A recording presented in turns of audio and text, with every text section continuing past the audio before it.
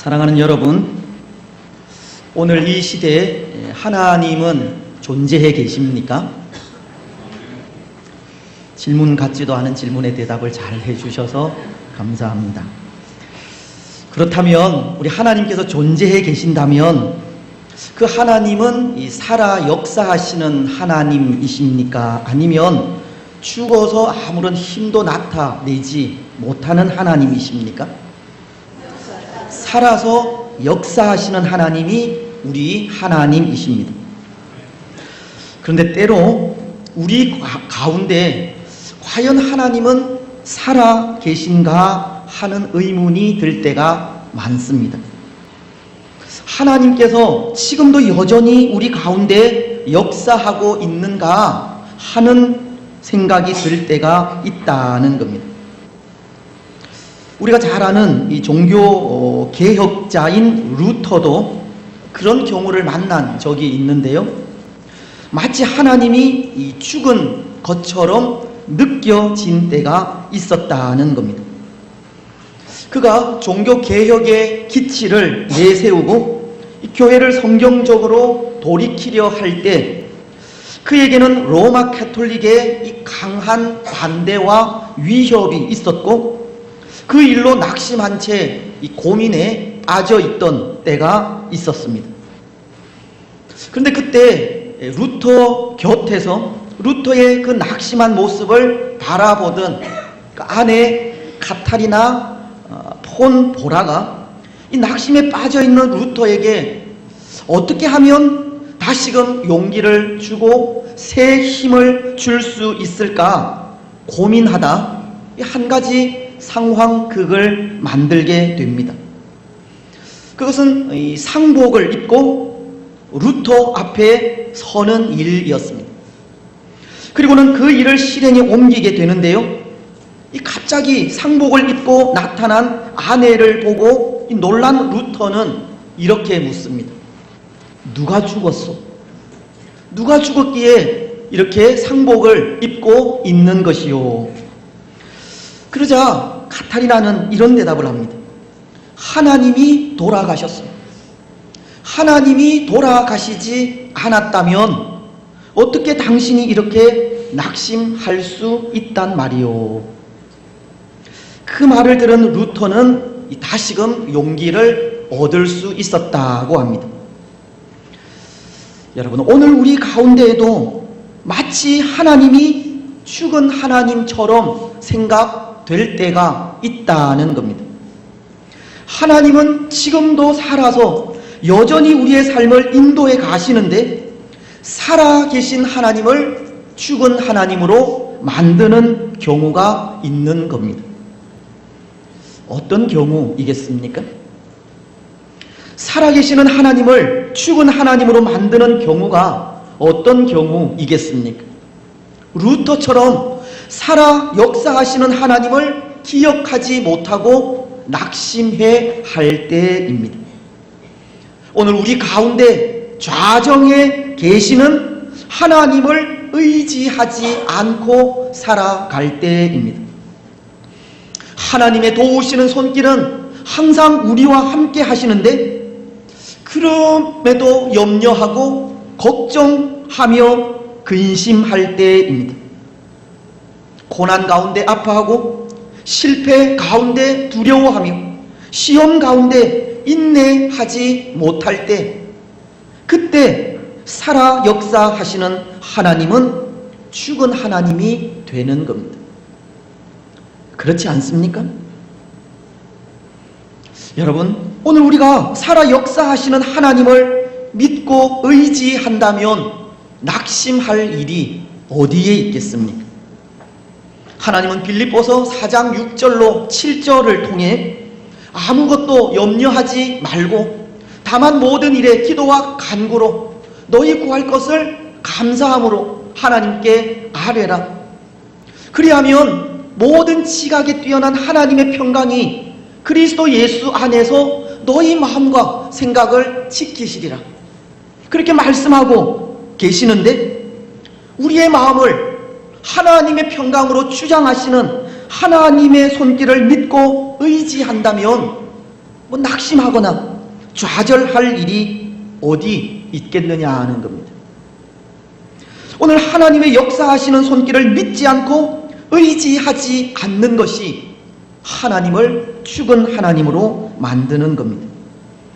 때로 하나님을 믿고 의지한다고 하면서 걱정하고 염려하는 것이 하나님을 죽은 하나님으로 만드는 겁니다. 뿐만 아니라 오늘 하나님의 백성된 우리들이 하나님의 백성다운 삶을 살지 못할 때 하나님은 죽은 하나님이 됩니다. 사도행전 11장 26절 하반절은 제자들이 안디옥에서 비로소 그리스도인이라 일컬음을 받게 되었더라 라고 하시는데, 안디옥 교회 성도들은 예수님처럼 살아가는 모습을 통해 그리스도인이라고 하는 영광스러운 이름을 이 세상으로부터 받게 되었지만, 오늘 그리스도인인 우리에게 예수님처럼 살아가는 삶이 없다면 바로 그 일이 하나님을 죽은 하나님으로 만드는 일이라는 겁니다. 오늘 우리에게서 더 이상 하나님의 사랑이 나타나지 않을 때, 우리에게서 더 이상 복음이 증거되지 않을 때, 우리를 통해 계속 되어야 할 하나님의 역사가 멈춰질 때, 그때 하나님은 죽은 하나님이 되는 겁니다. 오늘 하나님의 선하신 뜻을 더 이상 이어가지 못하는 우리의 연약함과 불순종과 불신앙이 날마다 하나님을 죽은 하나님으로 만들어 가는 겁니다. 여러분, 오늘 우리는 하나님을 더 이상 죽은 하나님으로 만들지 않았으면 좋겠습니다. 더 이상 역사하지 않는 하나님이 되게 하지 마시기 바랍니다. 죽은 하나님이 아니라 살아 역사하시는 하나님이 되게 하시기 바랍니다. 오늘 우리가 읽은 말씀도 보십시오. 하나님의 살아계심을 증거하던 욥바의 여제자 다비다가 죽었다고 합니다. 36절은 이렇게 말씀을 하시는데요, 욥바의 다비다라 하는 여제자가 있으니 그 이름을 번역하면 도르가라. 선행과 구제하는 일이 심히 많더니. 다비다는 예수님의 이름으로 선행을 행하고 예수님의 이름으로 구제를 행함으로 하나님의 살아 계심을 증거하던 여제자였습니다. 그는 그가 하나님께 받은 사랑을 욥바 사람들에게 전함으로 하나님의 사랑을, 하나님의 살아계심을 전한 사람이었다는 겁니다. 그런데 그런 다비다가 그만 병이 들어 죽고 말았습니다. 37절은 그때의 병들어 죽음에 시체를 씻어 다락에 누이니라. 선행과 구제를 행하던 다비다가 병이 들어 죽은 겁니다. 그런데 여러분, 저는 왜 오늘 본문이 이렇게 다비다의 죽음을 기록하고 있을까 하는 것을 생각해 보지 않을 수 없었습니다. 왜냐하면 이후에 베드로를 통해서 나타난 하나님의 능력으로 이 죽은 다비다가 살아나게 되는데요, 단순히 여제자였던 다비다가 죽고 또 죽은 다비다를 살리는 일에 하나님의 능력이 있었다라는 것만을 전하기 위해 오늘 본문을 기록하지 않았을 것이다 생각하기 때문입니다. 그렇지 않겠습니까? 물론 본문이 기록된 이 시대는 교회가 시작된 초창기로 이 성령의 특별한 역사가 필요한 시대였고, 그래서 죽은 자가 살아나고 병든 자들이 하나님의 능력으로 고침을 받는 모습을 통해 예수님이 증거되어야 하는 시대이기는 합니다. 오늘 32절로 35절 말씀도 중풍병으로 8년을 고통하던 애니아를 이 베드로가 예수 그리스도의 이름으로 고치는 장면을 통해 35절은 룻다와 사론에 사는 사람들이 다 그를 보고 죽게로 돌아오게 되었다라고 말씀하고 있듯이 이 시대는 성령의 역사로 예수님이 증거되어야 하던 시대였다는 겁니다. 하지만 오늘 본문은 또 하나 성령의 역사하심 이외에 또 다른 하나님의 뜻을 전하고도 있다 생각을 하는데요. 왜냐하면 하나님의 뜻은 광대하기 때문입니다. 하나님은 우리가 가진 생각보다 더 높은 생각을 가진 분이기 때문입니다. 그래서 이사야서 55장이 8절로 9절을 통해서 전하는 말씀이 있지 않습니까? 이는 내 생각이 너희의 생각과 다르며 내 길은 너희의 길과 다름이니라. 여호와의 말씀이니라. 이는 하늘이 땅보다 높음같이 내 길은 너희의 길보다 높으며 내 생각은 너희의 생각보다 높으니라. 하나님의 생각은 우리 생각과 다르다는 겁니다. 하나님의 길은 우리의 길보다 높은 겁니다. 하나님은 다양한 뜻을 가지고 있다는 겁니다. 하나님이 뜻이 다양하다는 것을 가르치는 겁니다.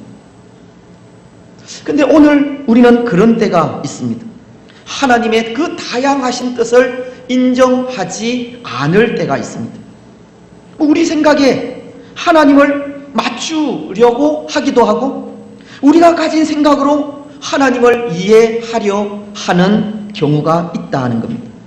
예를 들면 오늘 다비다와 같은 경우에도 여러분, 다비다는 병이 들어서 죽지 않았습니까? 다비다가 어떤 병에 걸렸고 그 병을 얼마나 오래 앓다가 죽었는지 알 수는 없지만 다비다는 병이 들어서 죽었습니다.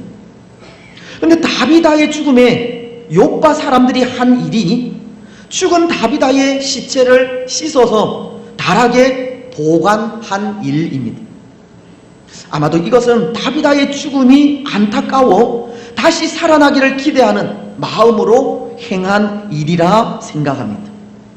마치 오늘 우리가 연약한 자들의 치료와 회복을 위해 기도하는 것처럼 욥과 사람들도 다비다의 부활을 기대하며 기도한 겁니다.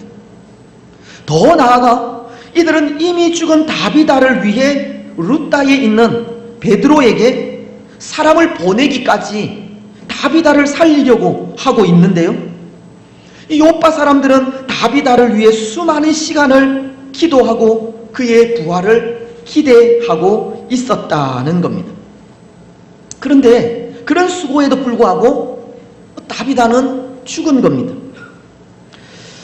여러분, 때로 이 일에 사람들은 어떤 생각을 할 수 있겠습니까? 다비다를 살리기 위한 수고에도 불구하고 죽게 되자 아마도 가족들의 경우는 그 죽음에 실망하고 낙심하며 하나님을 원망할 수도 있었을 겁니다. 세상 사람들의 경우는 하나님의 부재를 이야기할 수도 있을 것이고 믿음의 사람들은 이 일을 통해 우리의 기도가 응답되지 않았다고, 하나님의 영광이 나타나지 않았다는 말을 할 수도 있을 겁니다. 단지 다비다가 죽었다고 하는 이유만으로 사람들은 실망하기도 하고 하나님의 부재를 이야기하기도 하며 하나님의 영광이 나타나지 않았다는 말을 하기도 한다는 겁니다. 그런데 정말 그렇겠습니까? 다비다가 죽은 것이 정말 하나님의 부재 때문이고 하나님께서 기도를 응답하지 않은 것 때문이겠습니까? 만약 다비다가 죽었다는 것만으로 기도가 응답되지 않았다거나 하나님의 부재를 이야기한다면 그것은 하나님의 뜻을 제대로 알지 못하는 경우입니다. 우리 생각으로 하나님을 이해하는 경우입니다. 왜냐하면 하나님의 뜻은 죽음으로도 나타날 수 있기 때문입니다. 하나님의 응답은 기도가 응답되지 않는 것으로도 나타날 수 있기 때문입니다. 하나님의 뜻은 사람의 생각 이상으로 나타난다는 겁니다. 물론 하나님의 뜻은 사람의 생각 그대로 나타날 수도 있습니다.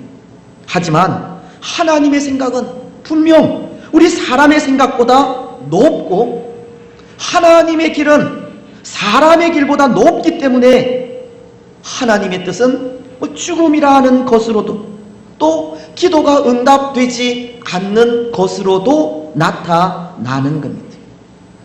오늘 우리는 이 사실 또한 기억해야 합니다.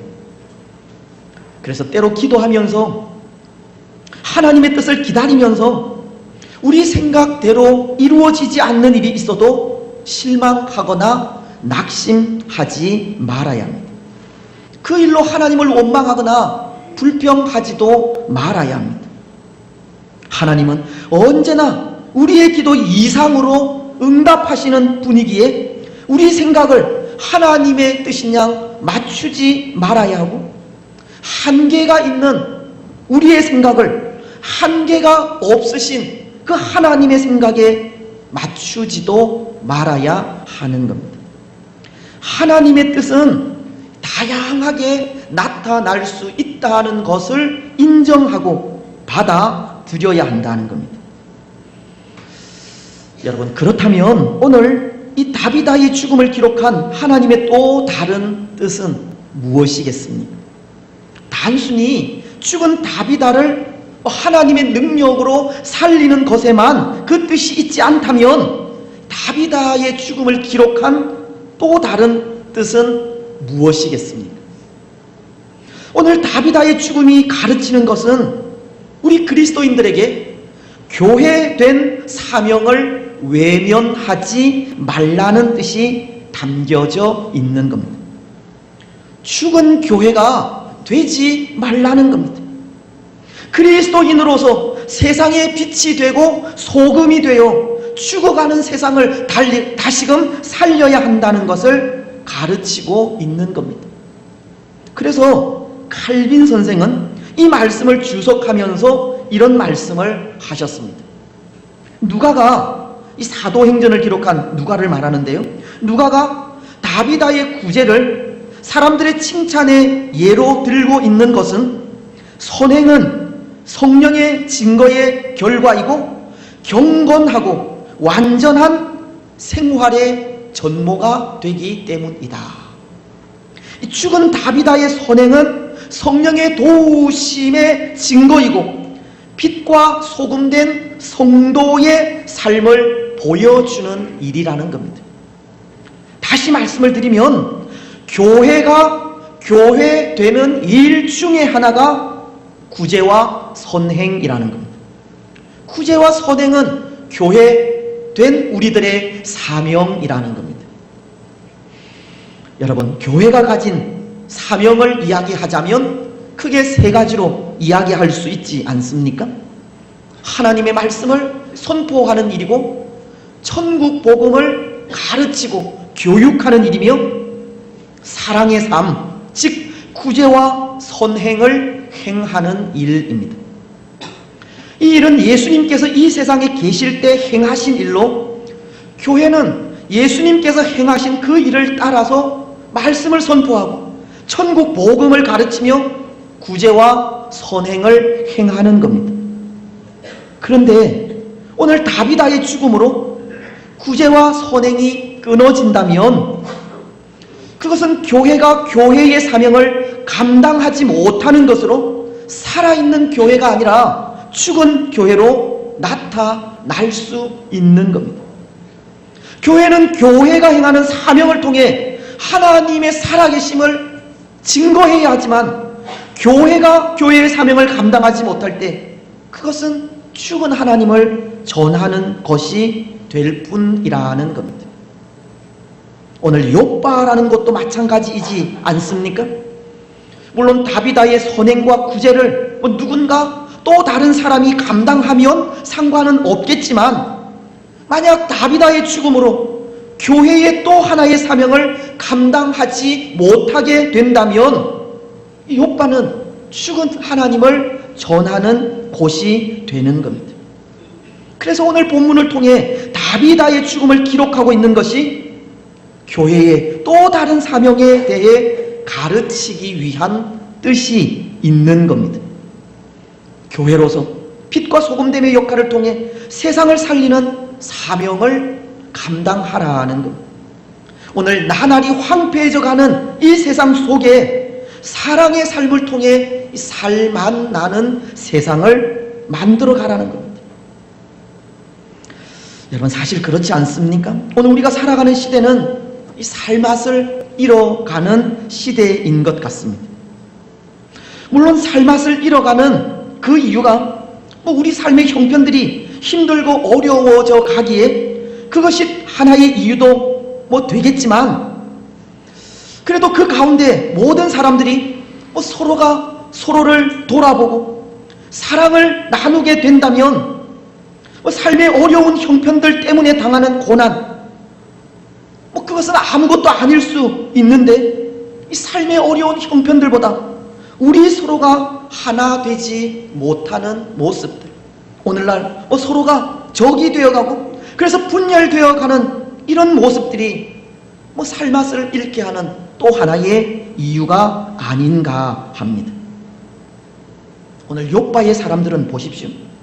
어려운 삶의 형편에 이 다비다로부터 받은 그 사랑에, 비록 다비다는 죽었지만 그를 위해서 기도하고 그를 위해서 베드로를 청하는 그 일이 얼마나 아름다운 일입니까?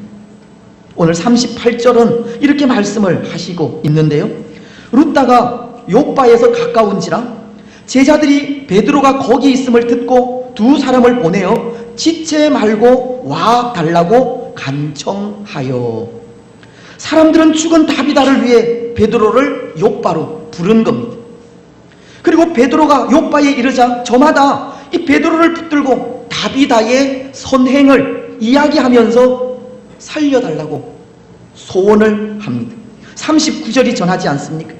베드로가 일어나 그들과 함께 가서 이르매 그들이 데리고 다락방에 올라가니 모든 과부가 베드로 곁에 서서 울며 도르가가 그들과 함께 있을 때에 지은 속옷과 겉옷을 다 내보이거늘. 사람들은 눈물을 흘리면서 다비다에게서 받은 그 사랑을 베드로에게 이야기하며 다비다를 살려달라고 하는 애원을 하는 겁니다. 어쩌면 오늘 우리에게서 이런 아름다움이 사라져 가고 있다는 겁니다. 세상은 사랑이 식어져 가고 황폐해져 가는 겁니다. 비록 마태복음을 통해 세상의 마지막은 사랑이 식어가는 그런 시대가 될 것이라고 말씀은 하고 있지만 이미 이 시대는 그런 시대가 된 겁니다. 하지만 이런 시대 속에 교회가 해야 할 일이 있다는 겁니다. 세상을 살리는 일입니다. 나날이 황폐해져 가는 세상에 주의 사랑을 전하는 일입니다. 하나님의 살아계심을 세상에 전하는 일입니다. 그런데 오늘 살아 역사하시는 하나님을 전해야 할 교회가 죽어 있다면 어떻게 되겠습니까? 마치 다비다처럼 죽어서 이제 더 이상 구제와 선행을 할 수 없게 된다면 어떻게 되겠습니까? 여러분, 오늘 40절은 이렇게 말씀을 하고 있습니다. 베드로가 사람을 다 내보내고 무릎을 꿇고 기도하고 돌이켜 시체를 향하여 이르되 다비다야 일어나라 하니 그가 눈을 떠 베드로를 보고 일어나 앉는지라. 사람들에게 진실한 사랑으로 나아갔던 다비다는 그 사랑을 받은 사람들에 의해서 그 마음이 베드로에게 전달이 되고 베드로는 다비다를 통해 그 사랑이 계속 나타날 수 있도록 주의 이름으로 성령의 능력으로 다비다를 살리게 된 것입니다. 베드로는 죽은 다비다를 향해 이렇게 선포하지 않습니까? 다비다야 일어나라. 베드로는 다비다를 향해 일어나라고 외치게 되었고 그때 다비다는 다시 살아나게 되었습니다. 그리고 그 일을 통해 더 많은 사람들이 주께로 돌아오는 역사가 일어나게 되었습니다. 사랑하는 여러분, 오늘 다비다를 향한 이 베드로의 선포, 일어나라고 외치시는 이 선포는 오늘 죽어가는 이 땅의 교회를 향해 외치는 선포가 아닌가 합니다. 죽은 우리의 심령을 일깨우는 음성이 아닌가 합니다. 살아 역사하시는 하나님이 나의 하나님이심에도 그 하나님을 의지하지 않고 살아가는 우리의 영혼을, 우리의 잠자는 영혼을 깨우는 외침이라는 겁니다. 하나님의 살아계심을 알고도 낙심하고 하나님의 도우시는 손길이 항상 우리 가운데 있음에도 걱정하고 염려하며 근심하는 우리를 깨우는 외침입니다. 고난 가운데 아파하고 실패 가운데 두려워하며 시험 가운데 인내하지 못하는 우리를 일깨우는 음성이라는 겁니다. 여러분, 그 음성에 오늘 우리는 다시금 일어나야 합니다. 일어나라고 하시는 베드로의 음성에 하나님을 죽은 하나님으로 만드는 우리의 영혼이 일어나야 하고, 일어나라고 하시는 베드로의 음성에 오늘날 참된 구제가 사라지고 참된 선행이 사라진 이 땅의 죽은 교회가 일어나야 합니다. 일어나라고 하시는 베드로의 음성이 이 땅 위에 여전히 참된 교회가 있다는 것을 알리는 음성이 되어야 하고, 일어나라고 하시는 베드로의 음성이 오늘 우리와 이 땅의 교회와 세상을 다시금 살리는 음성이 되어야 합니다. 여러분, 오늘 우리는 일어나라고 하시는 베드로의 음성, 하나님의 음성을 들으시기 바랍니다. 일어나라는 베드로의 음성에 우리의 죽은 심령을 일깨우시고 죽어가는 교회를 다시 일깨우시기를 바랍니다. 다시금 일어나셔서 교회로서의 사명을 변함없이 감당해 가시기 바랍니다. 오늘 우리에게서 하나님을 죽은 하나님으로 만들지 마시고 하나님의 사랑을 받은 우리들을 통해 하나님의 살아계심이 온 땅 위에 나타나게 하시기 바랍니다. 이제 말씀을 맺겠습니다. 사랑하는 여러분, 오늘날에도 하나님은 변함없이 살아계십니다. 오늘날에도 우리를 통해 하나님의 살아계심은 변함없이 증거되어야 합니다. 오늘 우리는 다비다를 향해 일어나라고 외친 베드로의 음성에 다시금 일어나 교회로서 바른 사명을 감당해 가시기 바랍니다. 일어나라고 외치는 그 음성이 죽은 우리의 심령을 깨워 세상을 깨우고 세상 속에 하나님의 살아계심을 변함없이 나타내는 복된 성도들이 되시기를 주님의 이름으로 축복합니다.